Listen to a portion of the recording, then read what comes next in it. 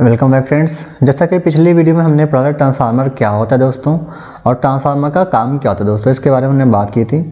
तो इस वीडियो में बात करने वाले ट्रांसफार्मर के पार्ट्स के बारे में और उनके वर्किंग फंक्शन के बारे में।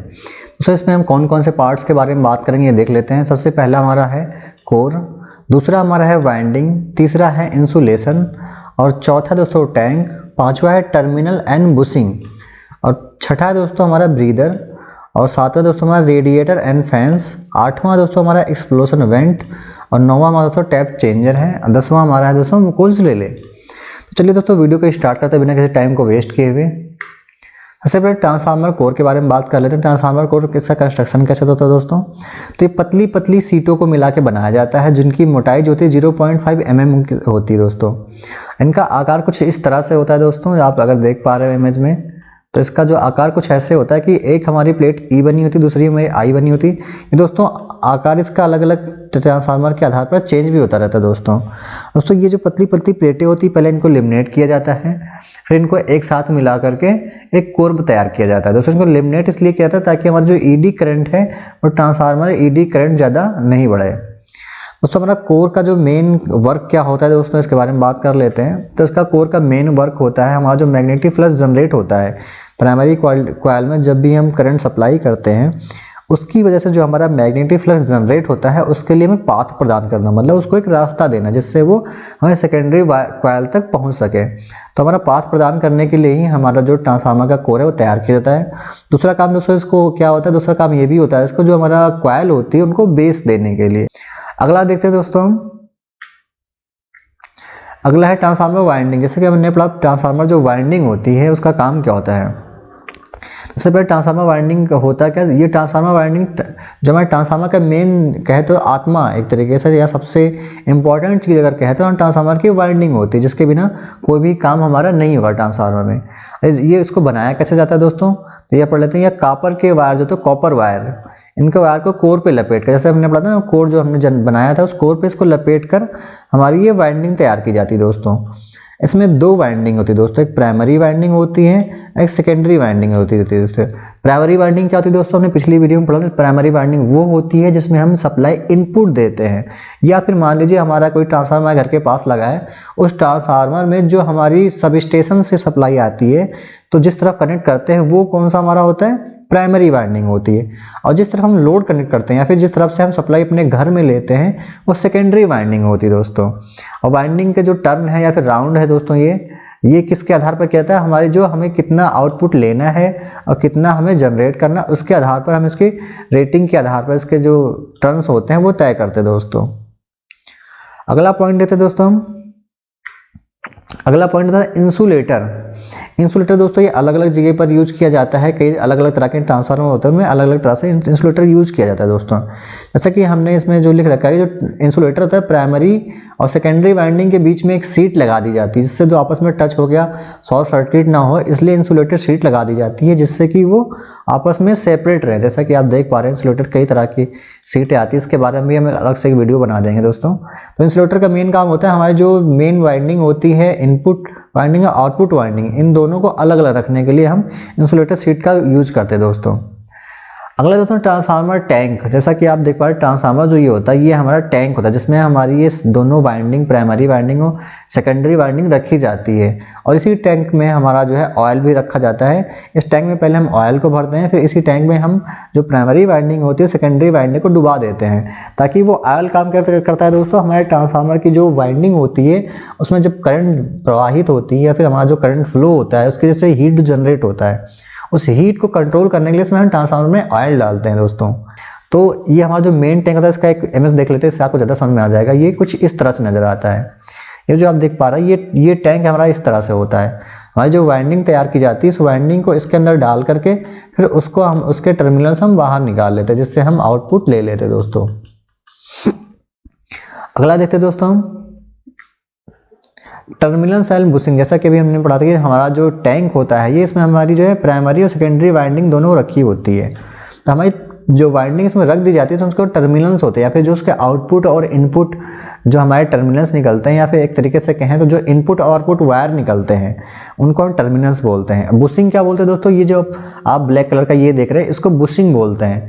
इस बुशिंग का काम ये होता है कि जो हमारा आउटपुट टर्मिनल निकल रहा है वो तो हमारा एक कंडक्टर होगा, और ये जो हमारा ट्रांसफार्मर है ये भी, इसका जो टैंक है ये मेटल का बना हुआ था दोस्तों। तो ये आपस में अगर टच कर जाएंगे तो ये सारे फेज आपस में टच हो जाएंगे, तो शॉर्ट सर्किट हो जाएगी, जिसकी वजह से हमारा ट्रांसफार्मर फूक जाएगा।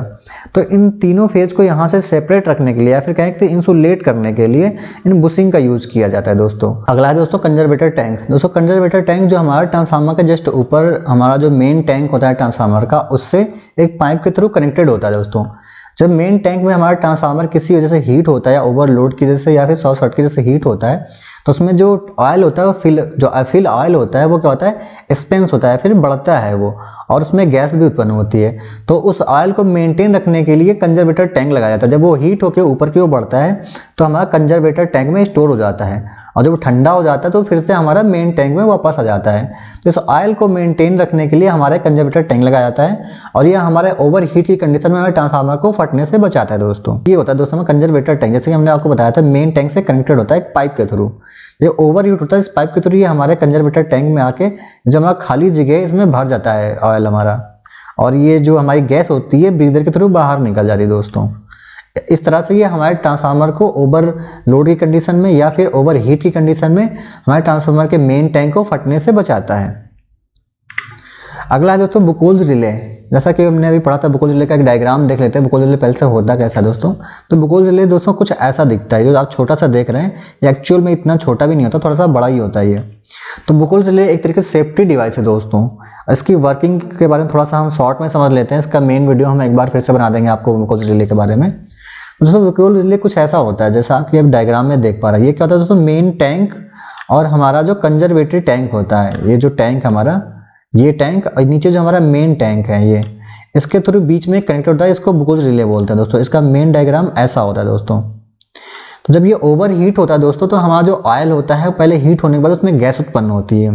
तो फर्स्ट कंडीशन में हमारी गैस उत्पन्न होकर क्या होती है दोस्तों, यहाँ पर इकट्ठा हो जाती है ऊपर, जो कि ये इस तरह से होता है, यहाँ इकट्ठा होती है। तो उसमें एक फ्लोटिंग स्विच होती है। जब ये मरकरी फ्लोटिंग स्विच होती है, इसमें ओवर जब हीट होने पर जब गैस आके इसमें इकट्ठा होती है तो क्या करती है, इस स्विच को नीचे की तरफ प्रेस करती है कुछ, तो स्विच ऐसे कुछ ऐसे हो जाती है ये दो स्विच।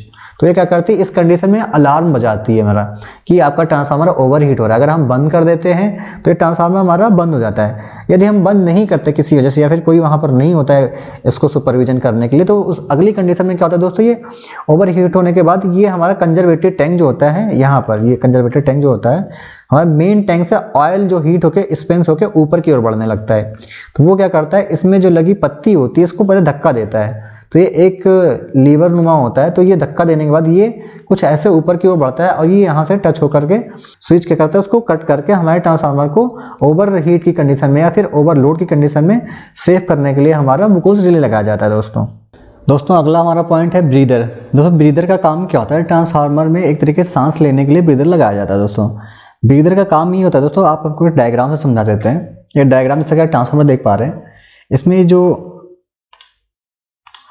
ये जो आप ऊपर देख रहे हैं हमारा ये होता है एक्सपेंशन टैंक या फिर कंजर्वेटरी टैंक होता है, और यहाँ पे हमारा बुकोल्स रिले लगा होता है, और जो ये आप देख रहे हैं पार्ट, ये हमारा ब्रीदर होता है।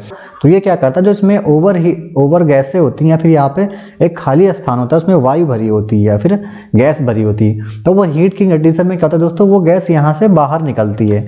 तो उस गैस को बाहर निकालने के लिए हम ब्रीदर का यूज करते हैं दोस्तों।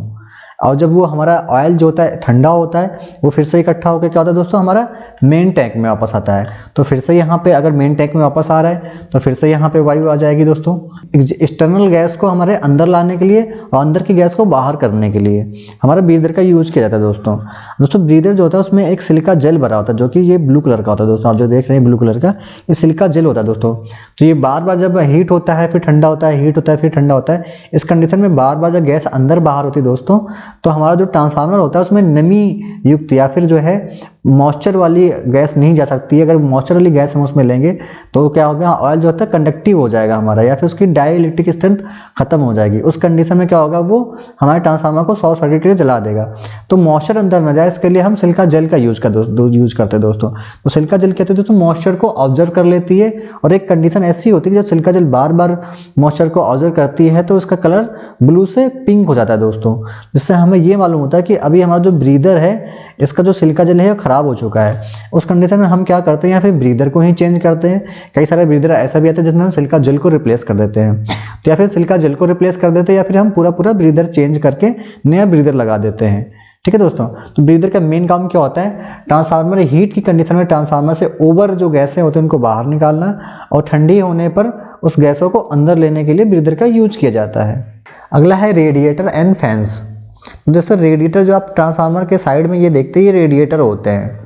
और हमारा जब ये ट्रांसफार्मर बहुत अधिक हीट हो जाता है या फिर ओवरलोड के कारण जब ये हीट होने लगता है, तो ये जो हमारा ऑयल होता है इनमें से सर्कुलेट होके जाता है दोस्तों। इनमें से सर्कुलेट हो जाता है, ये हमारा जो फैन लगा हुआ है क्या करता है, इस फैन के जरिए इनमें सर्कुलेट हो रहे ऑयल को ठंडा करता है, जिससे वो फिर से हमारे टैंक में वापस आता है। तो रेडिएटर का मेन काम होता है ट्रांसफार्मर को ठंडा रखना है। किसी भी कंडीशन में जो ट्रांसफार्मर हमारा हीट करता है तो हीट कंट्रोल करने के लिए रेडिएटर लगाया जाता है दोस्तों। उस रेडिएटर को ठंडा करने के लिए हम एक और इसमें जोड़ देते हैं, जो हमारा फैन होता है दोस्तों। ये नॉर्मल फैन होता है, जैसे हमारा एग्जॉस्ट फैन होते हैं, इसी तरह का एक फैन होता है। इसको हम रेडिएटर के पैरेलल में जोड़ते हैं या फिर रेडिएटर के साथ में जोड़ देते हैं, जो कि हमारे ट्रांसफार्मर को ठंडा रखता है दोस्तों।